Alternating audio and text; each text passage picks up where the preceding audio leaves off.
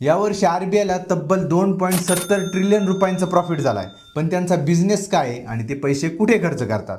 तर आरबीआय सगळ्यात जास्त पैसे 4 मार्गांनी कमवतं. त्यात पहिला आहे फॉरेन एक्सचेंज रिझर्व्ह. सध्या आरबीआयकडे 624 बिलियन US डॉलरचे परकीय चलन म्हणजे फॉरेन रिझर्व्ह आहे. म्हणजे त्या पाकिस्तानच्या GDPच्या डबल पैसे आपल्याकडे फक्त रिझर्व्ह म्हणून येते आणि ते चाललेत आपल्याशी युद्ध लढायला. तर हे जे 624 बिलियन US डॉलरचे परकीय चलन आरबीआयकडे आहे, ते काय करतं की इंटरनॅशनल बॉन्ड्स ते खरेदी करतं, त्याच्यात इन्व्हेस्ट करतं आणि त्याच्यातून जे व्याज येतं, इंटरेस्ट येतं, ते आरबीआयचा सगळ्यात मोठा उत्पन्नाचा सोर्स आहे. म्हणजे सगळ्यात जास्त पैसे आरबीआयला कुठून येत असतील तर या बॉन्ड्सच्या इंटरेस्ट रेटमधून आरबीआयला पैसे मिळतात. आता दुसरा मार्ग आहे अमेरिकी डॉलरची विक्री. आता गेल्या काही काळात तुम्हाला माहिती असेल की डॉलरची किंमत 78 ते 80 रुपये होती. त्यावेळेस आरबीआयने काय केलं की भरपूर डॉलर खरेदी केले, खूप डॉलर खरेदी केले, रिझर्व्ह करून ठेवले.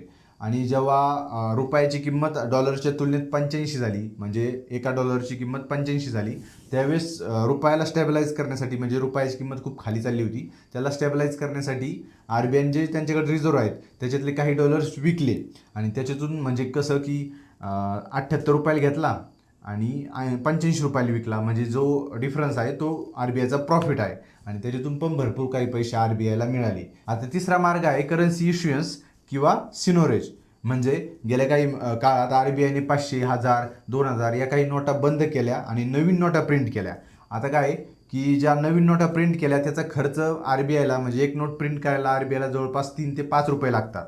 आणि मग आरबीआय काय करतं, ते पैसे आपल्याला देतं, म्हणजे ते आपल्याला विकतच असतं. आता आरबीआयने समजा 3 ते 5 रुपयाला एक 500 रुपयाची नोट बनवली तर आणि विकली आपल्याला ती 500 रुपयाला.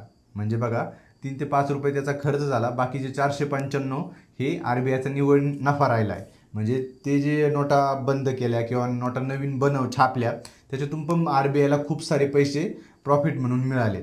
आता शेवटचा आणि चौथा मार्ग आहे फायनान्शियल इंटरेस्ट.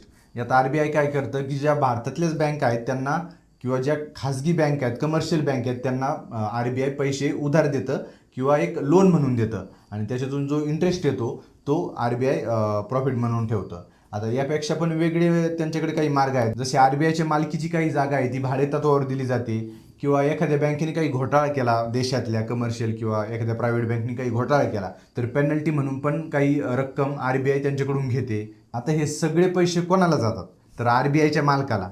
म्हणजे गव्हर्नरला वगैरे नाही, भारत सरकारला जातात, कारण भारत सरकारचीच एक बँक आहे.